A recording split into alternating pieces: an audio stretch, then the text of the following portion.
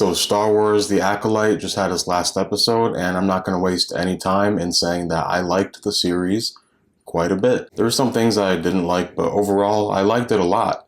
And I actually do hope it gets a second season. So I'm just going to quickly go over what I didn't like, and then I'm going to go over what I did like, and then I want to talk about the stupid controversies that the show was under as it was airing. So yeah, let's get started with the dislikes. I don't like sand.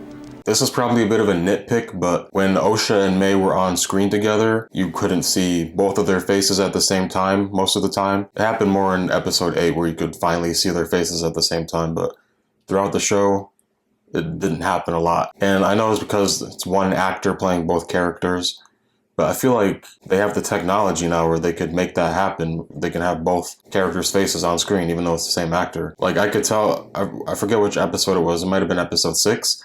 But I could tell, like, she was standing in front of a green screen for one of those scenes, and it kind of took me out of it a little bit. So I also didn't like how Kalnaka, the Wookiee Jedi, he died so soon. He barely got any screen time in the present timeline anyway, and he dies. I'm glad we got to see him in action in the flashback episode, the second flashback episode, even though he was fighting against his teammates under control by the witches, but at least we saw a Wookiee Jedi wielding a lightsaber in live action. Basil, that little gopher creature, I didn't like him at all. He was annoying, and I just felt like he was in there just to sell more toys. And then my final dislike of the show was the Sith reveal. We all saw it coming. We knew it was Manny Jacinto's character, but it was still played up as a mystery. But there was no one else it could have been, so it was kind of silly to hype it up like that and then just be a character we pretty much all knew it was going to be. His character was still great regardless. Now on to my high points of the series. I love you.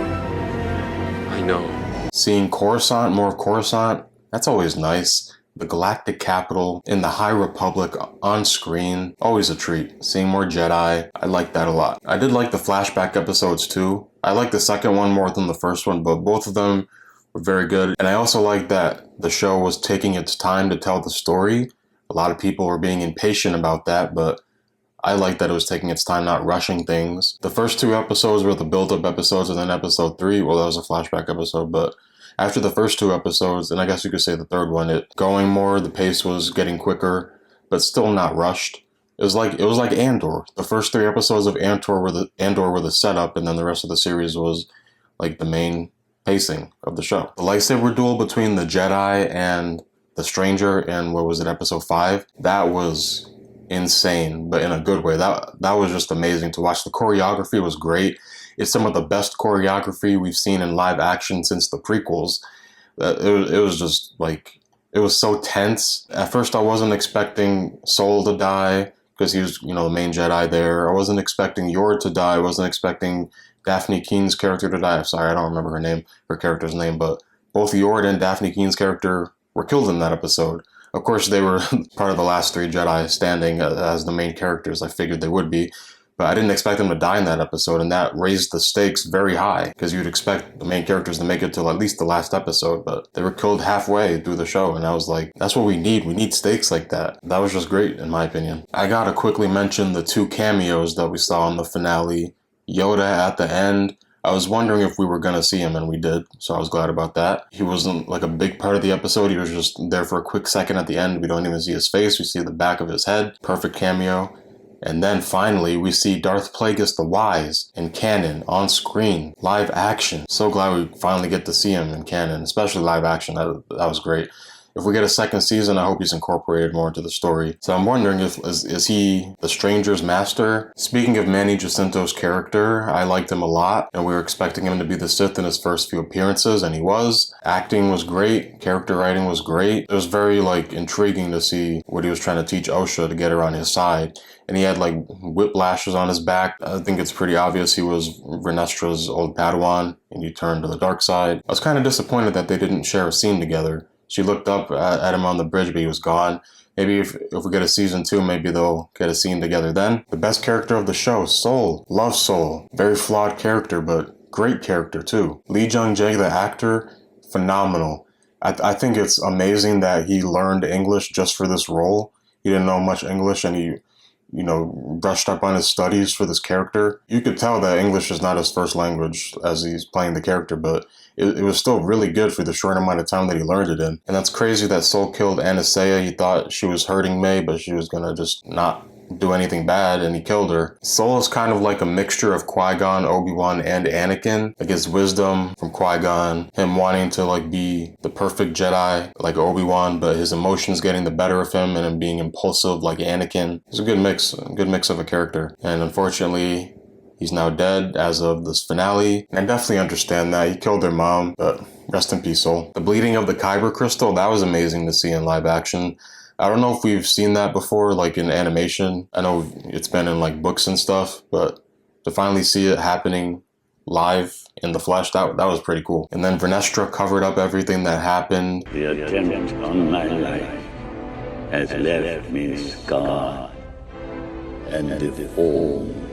All right, now we got to talk about the stupid controversies. There were so many complaints as each episode was airing. People have no patience left anymore. Like, just chill, wait for the story to finish before you come up with these stupid complaints that you have. A big controversy that happened was the twins' actor or actress Amanda. I don't remember her last name, but there was a clip of her talking with Trevor Noah about something not even related to Star Wars, and she said it was made to make white people cry. It was like a movie about racism, and people blew that way up out of proportion, out of context, made it seem like she was talking about the Acolyte, which for one, Trevor Noah hasn't even been the host of The Daily Show for months, and people thought that that clip was about the Acolyte. Now, I saw that people didn't like that the twins were created by Anastasia manipulating the Force because they thought it was like Anakin.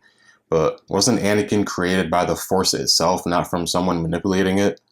So they're still different. And of course, there's the homophobia because the twins have two mothers, as if you're forgetting that this universe takes place in a galaxy far, far away, a long time ago. Why does every single thing have to be the same as our world?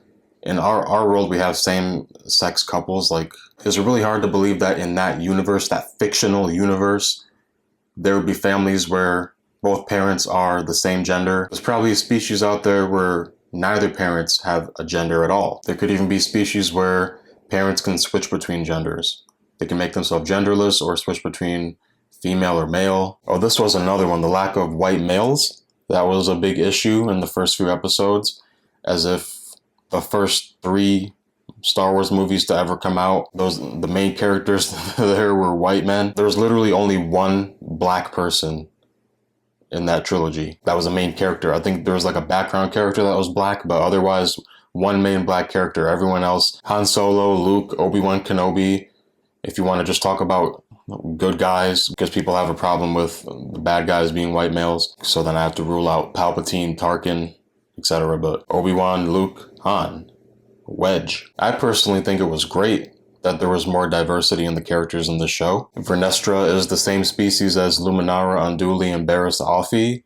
You have Kelnaka, a Wookiee Jedi. Daphne Keen's character is an alien. Characters with different skin tones. We have a Caldor in there. Like, white males are not being pushed out of Star Wars. There's just being more diversity incorporated. Is that scary for some reason? I like seeing representation from multiple groups of people. The final controversy, I've saved the biggest one for last because people were flipping out about this. It was just crazy. Ki-Adi-Mundi being in the Acolyte. I just gave myself chills talking about that because that was just the hugest controversy I've ever seen in a while for Star Wars. Because in Legends continuity, Ki-Adi-Mundi wouldn't be born yet. But now in canon, he is around during this time of the High Republic, the Acolyte. And I get why they did that, because he was the one in the Phantom Menace that said the Sith have been extinct for a millennia. It was just a cameo. He's not even involved in the main story. And again, Legends continuity and canon continuity are different things. Not everything from Legends is going to be the same when it comes over to canon, which is both a good and a bad thing. There's some stuff from Legends that was changed in canon that I wish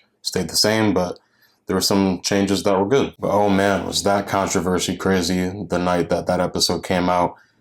The creators were getting bashed. They don't know Star Wars, retconned his age and whatnot.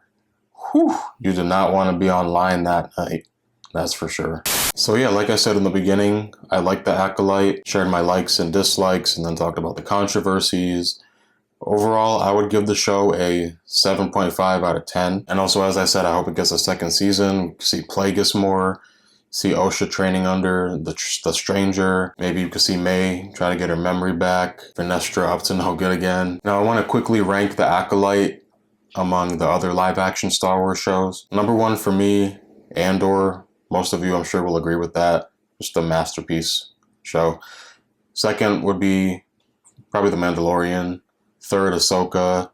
Then fourth for me would be The Acolyte. Then Book of Boba Fett. Then Obi-Wan Kenobi. So yeah, that's really all I got to say. Let me know in the comments what you thought of the show. Let me know what you agree or disagree with what I said. And yeah, thanks for watching. Subscribe, leave a like or dislike, whichever you feel. And yeah, see you next time.